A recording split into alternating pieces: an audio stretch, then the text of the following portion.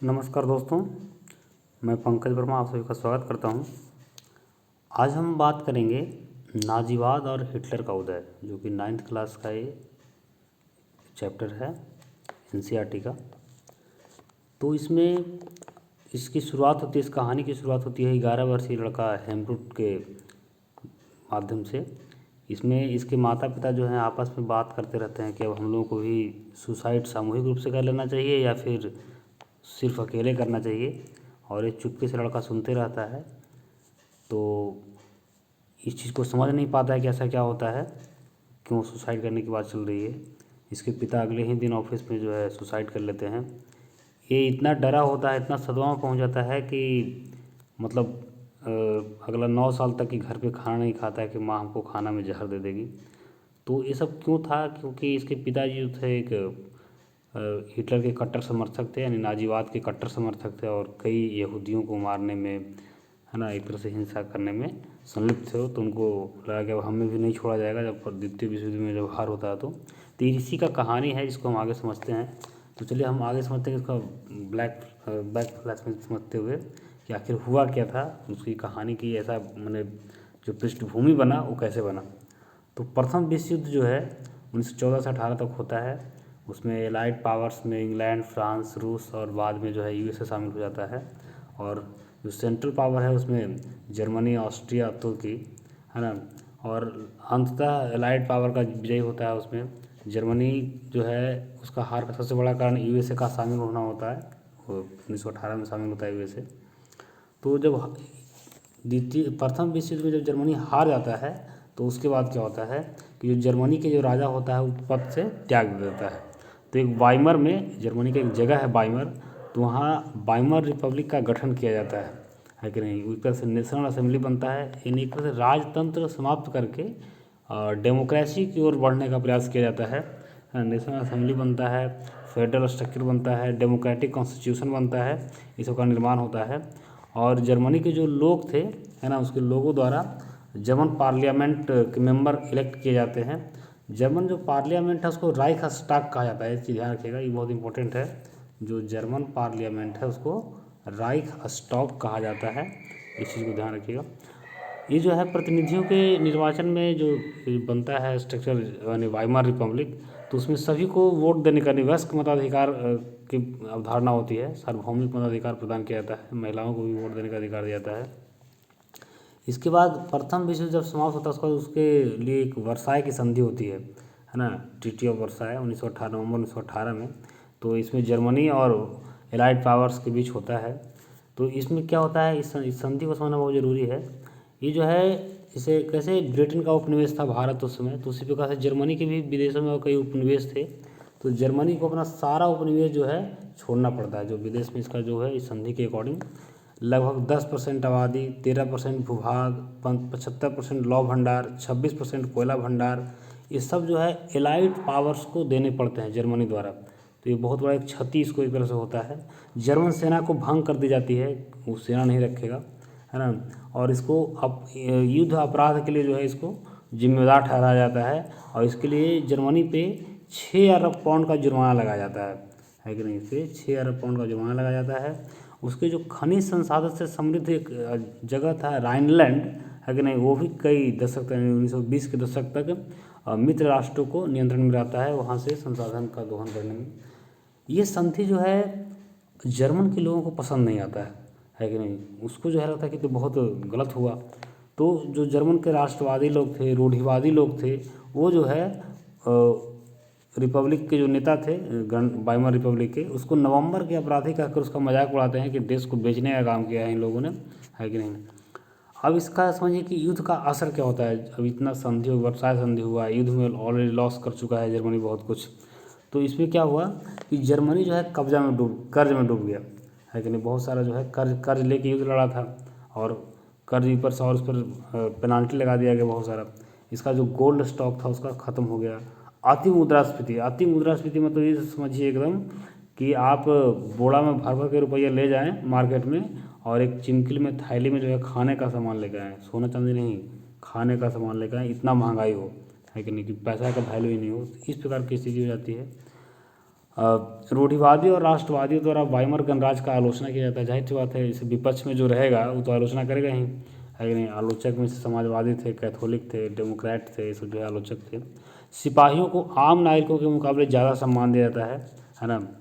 रूढ़िवादी तानाशाहों को व्यापक समर्थन मिलता है। इसे उस प्रकार से जो कहता है कि भाई वाइमर रिपब्लिक के जो मेंबर थे उसको उसकी आलोचना होती है, और जो एक तानाशाह टाइप का जो व्यक्ति होता है बोलता है कि हम तो ऐसा नहीं होने देते, तो उसको जो है काफ़ी जन समर्थन मिलता है। अब जो है उसका आर्थिक संकट क्या क्या हुआ जर्मनी का, तो जर्मनी जो है प्रथम विश्व जो है कर्ज के लड़ा था। युद्ध के बाद कर्ज हर्जाना मतलब दोहरा बोझ हो गया उस पर, तो उसका गोल्ड स्टॉक बिल्कुल समाप्त हो गया। तो 1923 में जो है जर्मनी के विशाल कोयला भंडार रूर पर फ्रांस द्वारा कब्जा कर लिया। देखिए अब यहाँ पे होता क्या है कि जब इसका गोल्ड स्टॉक खत्म हो जाता है, काफ़ी आर्थिक संकट में होता है, तो ये जो जर्मनी था वो फ्रांस को बोलता है कि हम तुमको जो जैसे 6 अरब पाउंड जो उस पर जुर्माना लगाया गया था तो देने के लिए मना कर देता है कि हम नहीं दे सकते हैं। तो फ्रांस क्या करता है कि उसका एक रूर जगह होता है जहाँ विशाल कोयला भंडार होता है, उस पर वो कब्जा कर लेता है कि नहीं दोगे तो हम इस पर कब्जा कर लेंगे, है कि नहीं। तो इस प्रकार की घटना होती है। तो इसमें जर्मनी क्या करता है कि उसके निष्क्रिय प्रतिरोध के रूप में करेंसी की छपाई बढ़ाता है, खूब करेंसी छापता है जर्मनी, है कि नहीं। और उसका जो मुद्रा होता है मार्क, ध्यान रखिएगा उसका मुद्रा उसमें होता है मार्क, तो मार्क का मूल्य जो है काफ़ी गिर जाता है। जाहिर सी बात है नोट ज़्यादा हो जाएगा, उसका मूल्य गिर जाएगा, महंगाई बढ़ जाएगा और हाइपर इन्फ्लेशन की स्थिति हो जाएगा, है ना। तो ये स्थिति क्रिएट होता है वहाँ जर्मनी में। अब इस स्थिति में जो है मदद के लिए आता है कौन उसको, जर्मनी को, अमेरिका आता है। अमेरिका जो है जर्मनी को मदद करने के लिए आता है। 1924 से 28 तक इसको मदद मिलता है अमेरिका से। तब इसके लिए अमेरिका क्या करता है, इसको जर्मनी को मदद करने के लिए एक दावोस प्लान लाता है कि नहीं। दावोस प्लान के तहत यूएसए जर्मनी को छोटे छोटे लोन देता है। इससे जर्मनी की स्थिति में जो है थोड़ा सुधार होती है। और लेकिन अब इसी बीच क्या होता है कि 1929 में यूएसए में ग्रेट इकोनॉमिक डिप्रेशन यानी कि महामंदी आ जाता है। तो जब खुद संकट में आ गया अमेरिका, तो जो है जर्मनी को मदद करना बंद कर देता है। अभी मंदी का प्रभाव समझते हैं कि मंदी में क्या हुआ। तो यूएसए पर महामंदी का प्रभाव है कि वहाँ का जो नेशनल इनकम है वो 50% तक रह जाता है, 29 से 32 तक। कई फैक्ट्रियाँ वहाँ बंद हो जाती है, एक्सपोर्ट उसका निर्यात कम जाता है अमेरिका का, लोग बुरी तरह प्रभावित होते हैं। और इस मंदी का प्रभाव जो है पूरे दुनिया पर पड़ता है कि नहीं। अब जर्मनी पर इसका क्या प्रभाव, जाहिर सी बात है थोड़ा ज़्यादा पहले से आर्थिक संकट में था। अब महामंदी के कारण पूरा दुनिया जब संकट में है तो और ज़्यादा संकट में हो जाएगा। तो यहाँ क्या हुआ कि इंडस्ट्रियल प्रोडक्शन बिल्कुल जो है क्या हुआ, कम गया, 40% रह गया 29 के मुकाबले 32 में। बेरोजगारी बढ़ गया, 60 लाख से ऊपर लोग बेरोजगार हो गए। आपराधिक गतिविधियाँ जो है बढ़ गया, क्रिमिनल एक्टिविटीज़ जो है बढ़ जाता है। किसान, मजदूर, व्यवसायी सभी संकट में हो जाते हैं। वाइमर गणराज्य का कोई सॉल्यूशन नहीं निकाल पाता है, लोग जो है परेशान रहते हैं लेकिन कोई सॉल्यूशन नहीं निकाल पाता है। तो अभी क्यों नहीं कर पाता है, इसका भी कारण है कि नहीं। तो इसका कारण है कि जो इसका असफलता का कारण है कि आनुपातिक प्रतिनिधित्व प्रणाली। अब इस प्रणाली के कारण पार्टी को बहुमत मिलना मुश्किल है, कि बहुमत मिल नहीं पाता है पूरा किसी एक पार्टी को बढ़िया से। तो प्रत्येक बार गठबंधन की सरकार बनती है। आपको पता है गठबंधन की जब सरकार होती है तो सरकार दबाव में कार्य करती है, बहुत हार्ड डिसीजन नहीं ले सकती है, तो कठोर निर्णय लेने में जो है असक्षम होती है सरकार। एक और अनुच्छेद 48 के तहत क्या होता है कि राष्ट्रपति को आपातकाल लागू करने, नागरिक अधिकार को रद्द करने, अध्यादेश जारी करने, सबका अधिकार रहता है।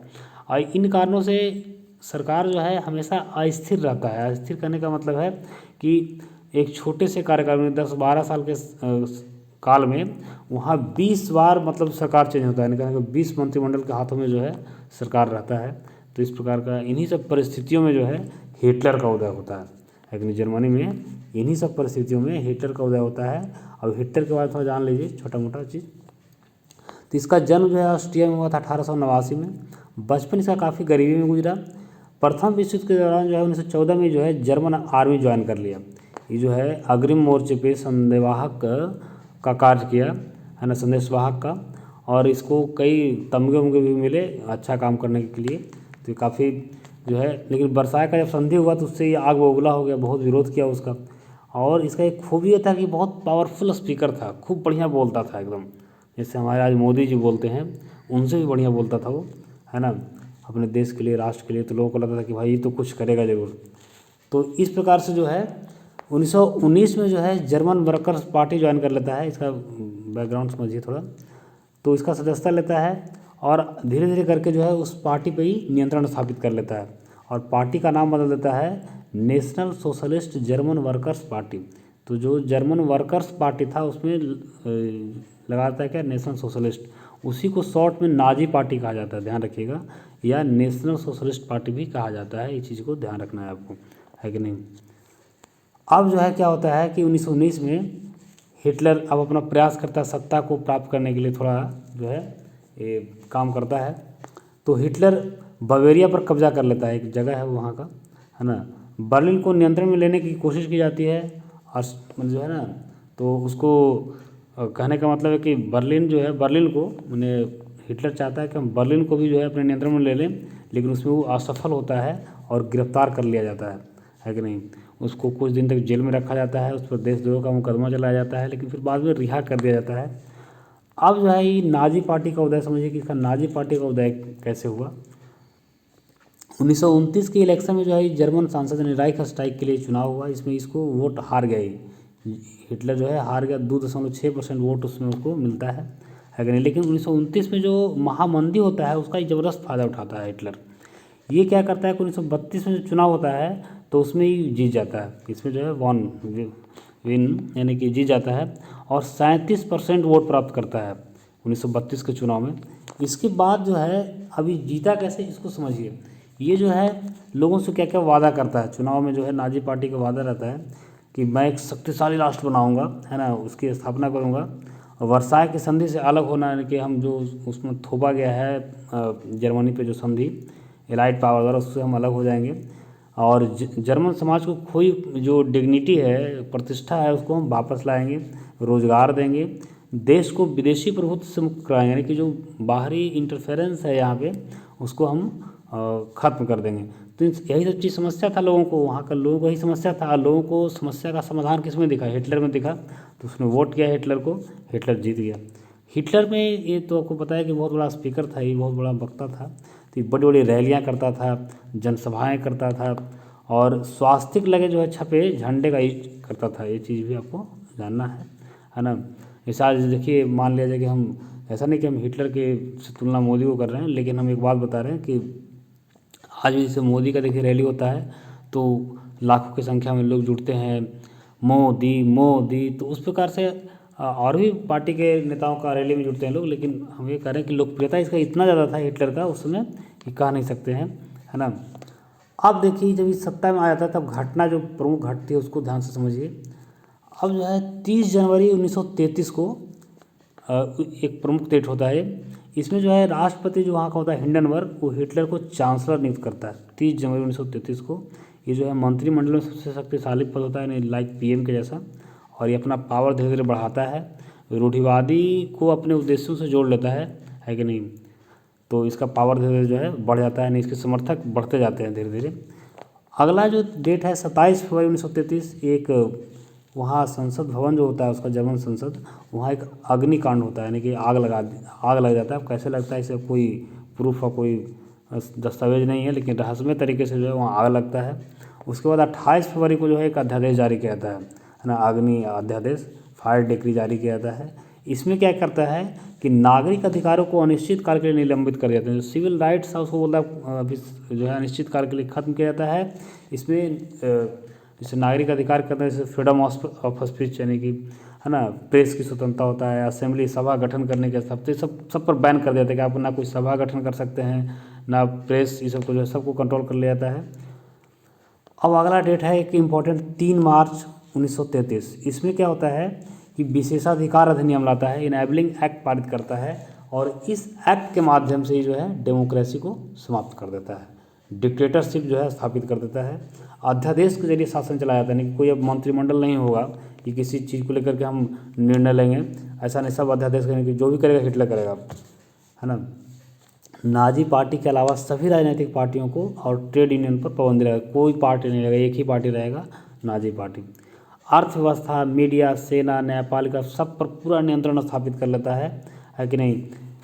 गोस्तापो जो है गुप्तचर राज्य पुलिस का गठन करता है, इसको बहुत अधिकार होता है, मैंने बेहिसाब और संवैधानिक अधिकार होता है इसको। ये जो है किसी को गिरफ्तार कर सकता है, मार सकता है, ये सारा अधिकार इसको रहता है। तो इस प्रकार से धीरे धीरे जो है हिटलर अपना प्रभुत्व इस प्रकार से जर्मनी में जमा लेता है। अब हिटलर के पास एक बहुत बड़ा चुनौती था उस समय कि जो है उसका अर्थव्यवस्था खराब था, लोगों को रोजगार चाहिए था। तो एक अर्थशास्त्री था ह्यालमार साक्स, उसको नियुक्त करता है अपना, है ना। अब ये जो है ये रोजगार संवर्धन कार्यक्रम के जरिए काफ़ी साक्स जो थे तो काफ़ी अच्छे अर्थशास्त्री थे। तो इस कार्यक्रम के जरिए जो है प्रोडक्शन 100% बढ़ा देता है। एम्प्लॉयमेंट मैंने जितना उसका लक्ष्य प्राप्त करता है कि जितना ही कहता है कि भाई प्रोडक्शन इतना करना है और इतना रोजगार देना है, और जितना वो टारगेट फिट करता है उतना जो है वो प्राप्त कर लेता है उसको। उसके अंतर्गत जो है सुपर हाईवे का निर्माण होता है वहाँ। एक फॉक्स वैगन एक कार थी जो अभी भी अब तो मॉडल नहीं है उसका, नहीं चलता है, लेकिन उस कार का जो है निर्माता उसी समय निर्माण हुआ था, तो उसका उत्पादन बढ़ता है। लेकिन साक्स जो है हिटलर क्या करता है कि उस दौरान कई देशों पे जब आक्रमण करना शुरू कर देता है तो हिटलर बोलता है अरे यार हम तो देश की अर्थव्यवस्था सुधारने में लगे हैं, आप युद्ध करने के लिए तुले हुए हैं, तो व्यवस्था कैसे सुधरेगा। तो ये हिटलर के विचारधारा से जो है असहमत हो जाता है और फिर एक त्यागपत्र देता है। तो इस साक्स याद रखिएगा, ये हिटलर का एक अर्थशास्त्री था। अब आगे देखते हैं विदेशी नीति के मोर्चे पर हिटलर की उपलब्धि क्या क्या रही, इसको समझना जरूरी है। तो ये जो है 1933 में उसने लीग ऑफ नेशन से अलग हो गया, है कि नहीं। 1936 में जो है राइनलैंड पर दोबारा कब्जा कर लिया, जो मित्र राष्ट्र द्वारा उस पर कब्जा किए हुए था, खनिज संसाधनों से समृद्ध क्षेत्र। और इसने नारा दिया एक जन एक साम्राज्य एक नेता, यानी one people one empire and one leader का नारा दिया। 1938 में जो है ऑस्ट्रिया को जर्मनी में मिला लिया, है ना। इसके बाद चेकोस्लोवाकिया के जो कब्जे वाले जर्मनी भाषी सुडेटनलैंड था उसको पर भी कब्जा कर लिया। तो इसका जो है कुछ अभियान चलना शुरू होता है। और अब समझिए कि द्वितीय विश्व युद्ध में ही कैसे भूमिका निभाता है कि नहीं, क्या करता है, द्वितीय विश्व का शुरुआत कैसे होता है। तो 1939 से 1945 तक जो है द्वितीय विश्व युद्ध चलता है। इसमें जर्मनी क्या करता है कि 1 सितंबर 1939 को, डेट इम्पॉर्टेंट है, कई बार परीक्षा में पूछा गया है, तो ये ध्यान रखिएगा, 1 सितंबर 1939 को पोलैंड पर ही कब्जा कर लेता है। इसमें क्या होता है कि फ्रांस और इंग्लैंड जो है जर्मनी के खिलाफ युद्ध की घोषणा कर देते हैं। अब आगे फिर क्या होता है कि सितंबर 1940 में त्रिपक्षीय संधि होता है, किसके किसके बीच, जर्मनी, इटली और जापान के बीच। इससे क्या होता है कि अंतर्राष्ट्रीय समुदाय में हिटलर का दावा जो है मजबूत होता है।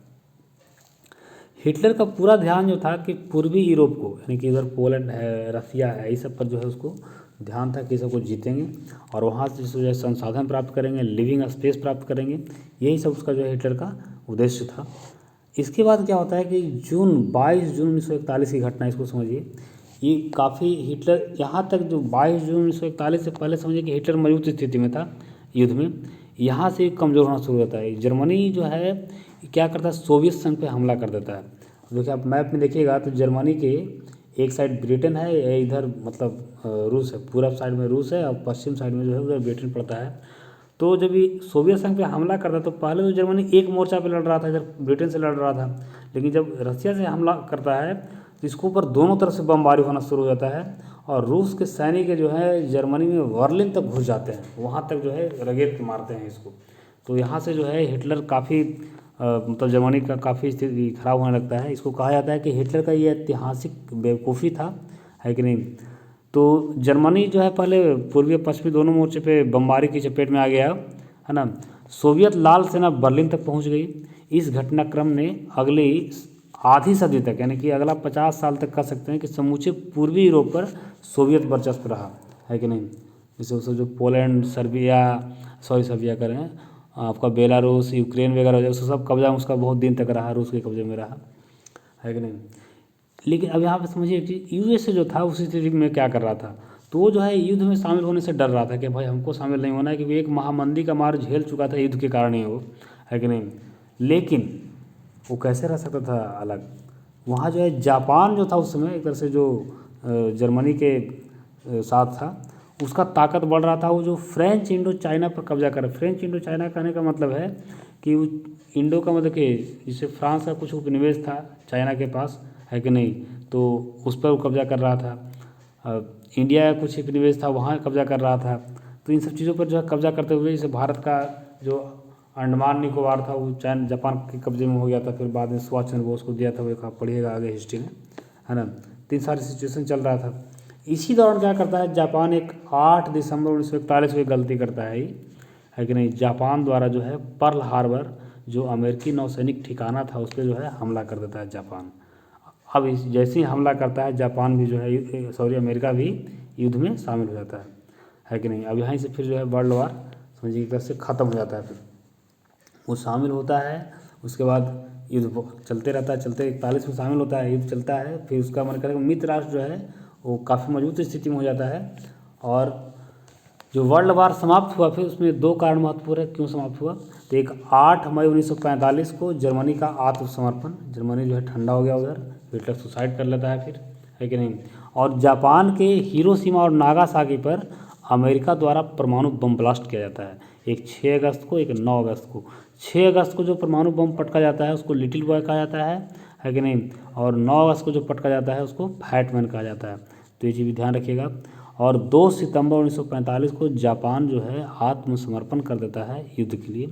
आप जैसे आप पहले पढ़े कि 1 सितंबर 1939 को शुरू हुआ था और 2 सितंबर 1945 को युद्ध समाप्त हो जाता है। अब युद्ध समाप्त होने के बाद स्थिति क्या होती है कि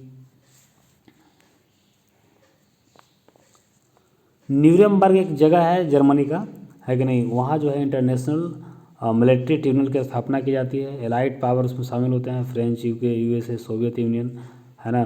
वो जो आईएमटी होता है वो नाजी पार्टी को युद्ध अपराध के लिए मुकदमा चलाया जाता है, उस पर दोषी पाया जाता है। किस किस चीज़ों में नाजी पार्टी को, क्राइम अगेंस्ट पीस के लिए उसको दोषी पाया जाता है, युद्ध अपराध वार क्राइम के लिए दोषी पाया जाता है, क्राइम अगेंस्ट ह्यूमैनिटी यानी मानवता के खिलाफ जो है उसको अपराधी माना जाता है। इन्होंने किया क्या था, किल जो कहने का नाजी पार्टी जो था, नाजी विचारधारा था, उसके द्वारा क्या क्या किया गया था। ये जो है करीब 60 लाख यहूदी को मारे थे, 2 लाख जिप्सी को मारे थे, 10 लाख पोलैंड के नागरिक को मारे थे, पोलिश को, और 70,000 करीब जर्मन थे जो फिजिकली और मेंटली डिसेबल्ड थे, उसको भी इन्होंने मार दिया था। ये सब क्यों मारा था हम आगे भी पढ़ेंगे, सब क्या इसके पीछे था। हालांकि इतने सारी घटनाओं के बावजूद जो है मात्र 11 लोगों को ही आईएमटी जो है मौत की सज़ा देता है। इसलिए ज़्यादा कड़े प्रावधान या कड़े संधि नहीं लागू करता है, क्योंकि पहला जो विश्व युद्ध में जो वर्साई की संधि हुई थी और उसमें जो कड़े प्रावधान लागू किए थे वो कहीं ना कहीं द्वितीय विश्व युद्ध के उसमें जो है कहा जाता है कि बीजारोपण किया गया था। तो इस बार काफ़ी समझदारी से जो है कुछ ही लोगों को सज़ा दे करके मामला निपटा दिया जाता है, किसी प्रकार कोई जुर्माना जर्मनी पर नहीं लगाया जाता है ना। तो ये सारी परिस्थितियों में अब था कि हिटलर ऐसा कर क्यों रहा था, क्या वजह था कि यहूदियों को मार रहा था, जिप्सी को मार रहा था, जो जर्मन के ही थे फिजिकली और मेंटली हैंडीकैप्ड उसको मार रहा था, डिसेबल्ड थे उसको मार रहा था, क्यों ऐसा करवा रहा था वो। तो उसकी विचारधारा को समझिए, जो नाजी आइडियोलॉजी था या हिटलर का आइडियोलॉजी था उसको समझिए। उसका ये आइडियोलॉजी था कि जो समाज में सभी लोग हैं सभी को बराबरी का हक नहीं है, इनका ये मानना था। नस्लीय आधार पे कोई बेहतर है और कोई कमतर है, यानी कि ये डिफरेंस मानते थे नस्लीय आधार पे। इसमें टॉप प्रायोरिटी में कौन आता था कि सबसे बढ़िया कौन है, सबसे बढ़िया मानता था जो ब्लू आइज वाला और ब्लोंड हेयर वाला लोग होता था, यानी उसी लोगों को जो है जर्मन नॉर्डिक आर्यन कहा जाता था, है कि नहीं, जिसका आँख नीला हो और बाल थोड़ा गोरा टाइप का हो तो उसको जो है नॉर्डिक आर्यन कहा जाता था। वो जो है सबसे टॉप प्रायोरिटी में था, सबसे अच्छा नस्ल उसको मानता था हिटलर। लोअर में किसको मानता था, लोअर में जो है यहूदियों को मानता था कि सबसे खराब जो है नस्ल इसी का है कि नहीं। इसका जो हिटलर था वो किन सिद्धांतों पर आधारित है, उसके अंदर जो नस्लीय सोच था वो कहाँ से सीखा था, इसको समझिए। तो एक चार्ल्स डार्विन जो है जीव विज्ञानी हुआ करते थे, है ना। ये जो है विकास और प्राकृतिक चयन की अवधारणा का सिद्धांत दिए थे, है कि नहीं। इस सिद्धांत के अंतर्गत जो है उन्होंने बताया था कि पौधों और पशुओं की उत्पत्ति की व्याख्या की थी, कैसे उसका उत्पत्ति हुआ है, जो कि ये जो प्रक्रिया था इन्होंने बिल्कुल विशुद्ध प्राकृतिक प्रक्रिया बताया था। इसमें मानवीय हस्तक्षेप की वकालत नहीं किए थे कि कोई मानवीय हस्तक्षेप इसमें होता है कि नहीं। इसी प्रकार से एक हार्बर्ट स्पेंसर एक थे, उन्होंने अतिजीवता का सिद्धांत दिया था, यानी सर्वाइवल ऑफ द फिटेस्ट का सिद्धांत दिया था। इसके अनुसार ये होता है कि जो सबसे योग्य है वही जिंदा बचेगा। अब सबसे योग्य कहने का मतलब जो वातावरणीय परिस्थितियों के अनुसार अपने आप को ढाल लेता है। जैसे मान लीजिए टेम्परेचर अगर वायुमंडल हमारा वातावरण का टेम्परेचर अगर 2 डिग्री टेम्परेचर बढ़ जाता है और कोई ऐसा जीव हो कि 2 डिग्री बढ़े हुए टेम्परेचर को अडॉप्ट नहीं कर पाता है तो मर जाता है वो। तो इसका कहना यही था सर्वाइवल ऑफ द फिटेस्ट में कि वातावरण के अनुसार जो प्राणी ढल जाएगा वो तो जिंदा रहेगा, वो अपना अस्तित्व बचाए रखेगा, लेकिन जो नहीं बचा पाएगा उसका अस्तित्व समाप्त हो जाएगा। तो इसका इस आधार पे इसका निष्कर्ष था। लेकिन हिटलर जो नाजी का जो दलील था वो क्या था, इसी से वो गलत इसको व्याख्या कर लिया था। उसका मानना था कि जो नस्ल सबसे ताकतवर है वही जिंदा रहेगा, है कि नहीं। अब इसका मतलब था कि अगर हम जो है हमको जिंदा रहना है तो बाकी नस्ल को ख़त्म कर दो, हम ही सबसे बड़ा ताकतवर है। तो ये अवधारणा जो है हिटलर के माइंड में सेटअप था। दूसरा लेवेंस्ट्रॉम एक जो है अवधारणा है, इसमें है कि जीवन परिधि की भू राजनीतिक अवधारणा इसको कहते हैं। इसके अंतर्गत जो है ये चाहता था कि ज़्यादा से ज़्यादा इलाकों पर हम कब्जा कर लें, वहाँ के संसाधनों का दोहन करें, अपने जर्मन लोगों के लिए लिविंग स्पेस क्रिएट करें। तो ये सब सारा चीज़ जो है ये दो मेन फैक्टर थे जिसके कारण जो है हिटलर इतना जो है विश्व युद्ध किया और अपने ही देश के लोगों को मौत के घाट उतारा, सामूहिक हत्या करवाया। तो ये सारी चीज़ों को आप समझ गए होंगे, है कि नहीं, क्यों ऐसा हिटलर करवा रहा था। अभी जो है नस्लवादी राज्य की स्थापना के इसमें क्या क्या किया कि जब ये अपने राज्य को एक तरह से नस्लवादी टाइप का क्रिएट कर दिया तो इसमें क्या क्या कारनामे कर रहे थे इसको समझते हैं। तो सबसे पहले तो है ये यहूदियों के साथ जो व्यवहार किया वो काफ़ी खतरनाक था, है कि नहीं। ये जो इसका कारण था कि मानता था कि जो ईसा मसीह हैं, ईसाई लोगों का जो भगवान जो माना जाता है, उसका किलर जो है यहूदी ही है, ये मानते थे। दूसरा इनका मानना था कि जो यहूदी होते हैं वो आदतन जो है हत्यारे और सूदखोर होते हैं, यानी कि सूद का पैसा खाते हैं ही, है कि नहीं, और हत्या करते हैं लोगों को, है ना। तो इस कारण जो है इससे नफरत हो गया। जर्मनी में सबसे बुरा हाल यहूदियों का ही हुआ। उसका जो उपासना गृह था यहूदी का, साइनागोग, उसको जला दिए गए, गवर्नमेंट जॉब से निकाल दिए गए, उसके घरों को जला दिया गया। ये जो घटना है उपासना गृह को जलाना और घरों को जलाना, इस घटना को नाइट ऑफ ब्रोकन ग्लास भी कहा जाता है, ध्यान रखिएगा, नाइट ऑफ ब्रोकन ग्लास भी कहा जाता है। इसके अलावा और क्या किया जाता था कि जो यहूदी होते थे उसको घेटो या दड़बा में रहने के लिए फोर्स किया जाता था, यानी गांव से अलग थलग, उसका एक अलग गांव बहुत दूर टाइप का जहाँ गंदगी बहुत ज़्यादा हो, बीमारी हो, उस जगह पे उसको जो है पहुंचा दिया जाता था यहूदियों को, है कि नहीं। और उसको गले में एक जो है डेविड का पीला सितारा पहनने के लिए कहा जाता है कि पहने रहो उसको, कि लोग जो है देख करके पहचान जाए कि तुम यहूदी हो, है कि नहीं। इसके अलावा स्कूल के किताब बदल दिए गए, वहाँ से जो है जीव्स से उसमें यानी कि यहूदियों से नफरत करना उसमें सिखाया गया लोगों को। वो 1933 के से 38 तक जो है यहूदियों को इतना दरिद्र बना दिया, उसका आजीविका के संसाधनों को नष्ट कर दिया। कई यहूदी देश छोड़ के चले गए, अब सबको जाना सक्षम है नहीं, तो कुछ वहाँ रहे, मारे गए, है ना। 1939 से 45 तक जो है वो क्या किया कि पोलैंड में बनाया गया गैस चैम्बर, जिसको संक्रमण मुक्ति क्षेत्र कहा था हिटलर, कि जो है संक्रमण मुक्ति क्षेत्र है। तो गैस चैम्बर बनाया जाता था और उसमें जो है लोगों को ले जाके जहरीला गैस छोड़ के उसको मार दिया जाता था। तो और मारने की जो प्रक्रिया था उसको अंतिम समाधान कहता था, है कि नहीं, वो सामूहिक हत्या नहीं कहता था, ये चीज़ को समझिएगा। कई जिप्सियों और अश्वेतों को मारा गया। यूथनेजिया, विकलांगों को मारा गया, जो मेंटली या फिजिकली हैंडीकैप्ड थे, उसको मारने की प्रक्रिया को जो है वो यूथनेजिया कहा, है कि नहीं। तो ये सारा चीज़ जो है खेल रचा और नाजी विचारधारा ने नाजी समाज की स्थापना में इस प्रकार के जो है कांड किया उन्होंने यूथ लोग को, यानी कि युवा लोगों को कैसे, उसके लिए क्या किया था। तो जो है उसने यूथ ऑर्गेनाइजेशन बनाए थे। 10 से 14 साल के जो लोग होते थे, है ना, उसको यूंग फोक में भर्ती किया जाता था और वहाँ जो है आइडियोलॉजिकल और फिजिकल ट्रेनिंग दी जाती थी, यानी कि जो नाजी विचारधारा का जो आइडिया है वो सब बताया जाता था। जब 14 वर्ष का हो जाता था तो उसको जो है हिटलर यूथ ऑर्गेनाइजेशन की जो है सदस्यता दे दी जाती थी। इस ऑर्गेनाइजेशन की स्थापना जो 1922 में किया गया था। इसमें क्या सिखाया जाता था युवाओं को कि युद्ध करो, जीसस से नफरत करो, यानी कि जो यहूदियों से नफरत करना सिखाया जाता था। अनडियरेबल, यानी कि जो विकलांग लोग होते थे, दिव्यांग होते थे, उसको से दूर रहने की बात की जाती थी। हिटलर की पूजा करो। तो ये सारी चीज़ जो है उसको 14 साल से 18 साल तक की सब चीज़ सिखाया जाता था। जैसे ही 18 साल हो जाता था उसको लेबर सर्विस में शामिल कर लिया जाता था और आर्मी, ज्वाइन द आर्मी का वो सदस्य बन जाता था, है कि नहीं। अब जो है उसका सोच, यानी कि जो नाजी था उसका सोच मदर के प्रति, माँ के प्रति क्या था, इसको समझिए। तो इसने जो है हिटलर 1933 में स्टेटमेंट देता है कि मेरे राज्य की सबसे महत्वपूर्ण नागरिक माँ है, लेकिन हिटलर जो है सारी माताओं के साथ एक जैसा व्यवहार नहीं करता है, एक से जैसा बर्ताव नहीं करता है। जो अनडिजायरेबल बच्चे पैदा करती है उसको दंड भी देता है वो। जो वांछित यानी बढ़िया बच्चा पैदा करता है, यानी कि जर्मन नॉर्डिक आर्यन टाइप का जो पैदा करता है, उसको 4 बच्चा अगर जो पैदा करती है जो महिला, उसको ब्रॉन्ज मेडल देता है। 6 बच्चा वाला को सिल्वर देता है, 8 वाला को गोल्ड मेडल देता है। तो इस प्रकार से उसको इनाम भी देता है। जो निर्धारित आचार संहिता था यानी कोड ऑफ कंडक्ट था, उसको उल्लंघन करने पर अगर कोई महिला अगर उसका उल्लंघन करती है तो उसके लिए कड़े दंड का प्रावधान था।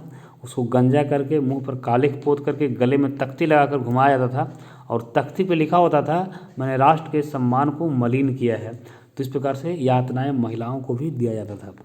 उसने मीडिया का प्रयोग कैसे किया कि लोगों को, दुनिया को पता ही नहीं चला कि हिटलर कर क्या रहा है कि नहीं।